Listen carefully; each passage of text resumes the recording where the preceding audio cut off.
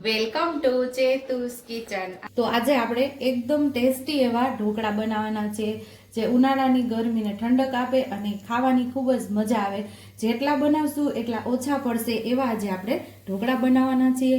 તો એના માટે આપણે 1 વાટકી અહીંયા ચણાનો લોટ લીધો છે અને 1 વાટકી દહીં લીધું છે। એની સામે 1 વાટકી જેટલી આપણે દૂધીના ટુકડા એટલે કે દૂધી સુધારીને લઈ લીધી છે અને જેટલો ચણાનો લોટ લીધો છે એના ચોથા ભાગનો આપણે અહીંયા રવો લીધેલો છે, લીલા ધાણા લીધા છે, 1 ઈનો પાઉચ લીધું છે, મીઠું બાકી મસાલાની અંદરથી જે મસાલાની જરૂર પડશે એનો આજે ઉપયોગ કરશું। તો ચાલો એકદમ ઝડપથી બની જાય એવી રીતે આજે આપણે આ દૂધીના ઢોકળા બનાવશું। તો અહીં આપણે મિક્સર જાર લઈ લીધું છે, જલ્દીથી આપણું બેટર બની જાય એટલે મિક્સર જાર લીધું છે, વાર ન લાગે અને સ્મૂથ એવું આપણું બેટર તૈયાર થાય, એકદમ ફ્લફી એવું બેટર તૈયાર થાય એટલા માટે આપણે મિક્સર જારનો ઉપયોગ કરશું। તો અહીં આપણે ચણાનો લોટ ઉમેરી દઈશું, રવો પણ ઉમેરી દઈશું અને દહીં જે લીધેલું એ સાથે જ ઉમેરી અને આપણે બેટર તૈયાર કરી લઈશું। આની અંદર આપણે જે બેટર બનાવીએ એકદમ સરસ ફ્લફી એવું બેટર તૈયાર થાય છે। તો અહીંયા આપણું બેટર તૈયાર થઈ ગયું છે, તો બાઉલમાં આને આપણે કાઢી લઈશું। 2 ચમચી પાણી ઉમેરી અને મિક્સર જારને પાછો એક આટો લઈ લઈશું। એક આટો આપણે અહીં ફેરવી લીધો એટલે બધું એકારે સરસ બેટર આવી જાય। આપણે આમાં પાણી નહીં ઉમેરીએ, આપણે આમ જ પીસવાની છે। અહીં આપણે દૂધી પણ પીસી લીધી છે, એને આપણે બેટર સાથે ઉમેરી દેશું। અહીં આપણે દૂધી મિક્સ કરી દીધી છે, હવે દૂધી આમાં ઉમેરી દીધી છે અને હવે દૂધીને આપણે મિક્સ કરી લેવાનું છે।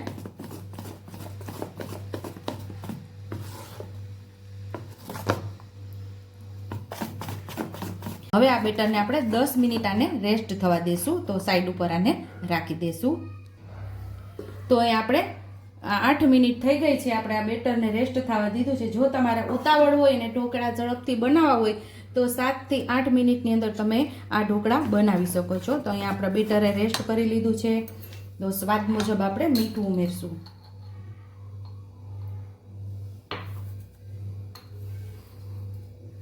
પાંચ ચમચી જેટલી હળદર ઉમેરશું।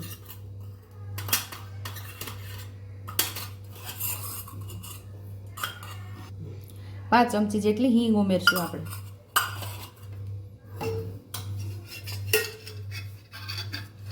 આપણા ઢોકળા એકદમ સોફ્ટ અને સ્પોન્જી થાય એના માટે આપણે 1 નાનું પાવડું આપણે તેલ ઉમેરશું, એટલે ઢોકળા આપણા ગળામાં ન ચોટે।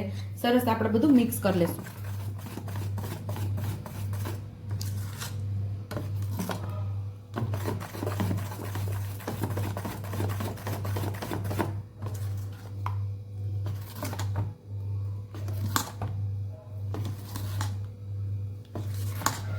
ઢોકળાનું બેટર આટલું મસ્ત હોવું જોઈએ, તો જ આપણા ઢોકળા એકદમ સ્પોન્જી અને સોફ્ટ એવા થાય છે। જો તો અહીં આપણે જે ઈનોનું પાઉચ લીધેલું એ અહીં આપણે ઉમેરી દઈશું। ઈનો આપણો એક્ટિવેટ થાય એટલા માટે આપણે 1 ચમચી જેટલું ઉપરથી પાણી ઉમેરશું। સરસ પાછું મિક્સ કરી દઈશું।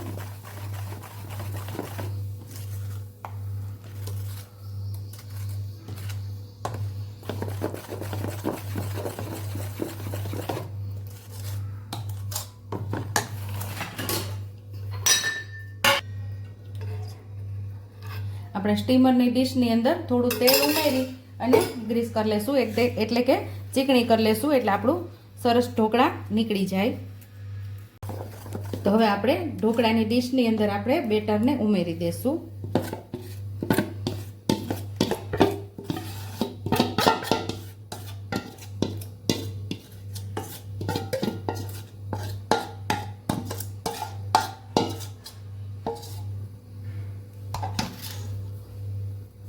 ઉપરથી આપણે લાલ મરચું પાવડર સ્પ્રિંકલ કરી દઈશું।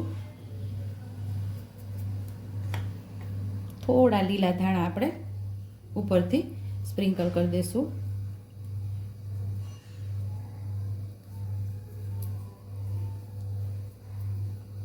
હવે આપણે સ્ટીમરમાં સ્ટીમ થવા રાખી દઈશું। આને હવે આપણે 15 મિનિટ સુધી સ્ટીમ થવા દઈશું. ઢોકળાને 15 મિનિટ સુધી આપણે સ્ટીમ થવા દેવાના છે.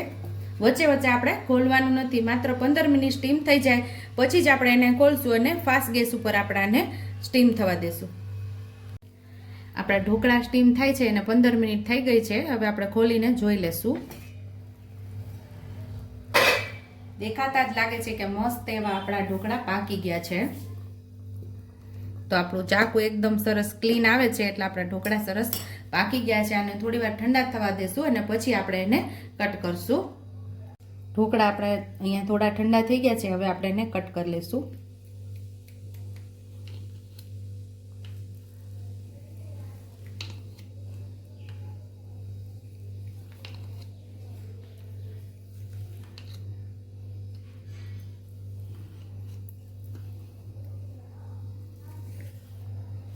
આડા ઉભા આપણે 2 કાપા કરી લઈશું.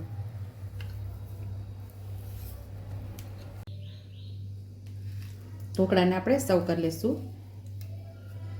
કેવી મસ્ત એવી જાળી પડી છે અને એકદમ મસ્ત સોફ્ટ અને સ્પોન્જી એવા આપણા ઢોકળા તૈયાર થયા છે.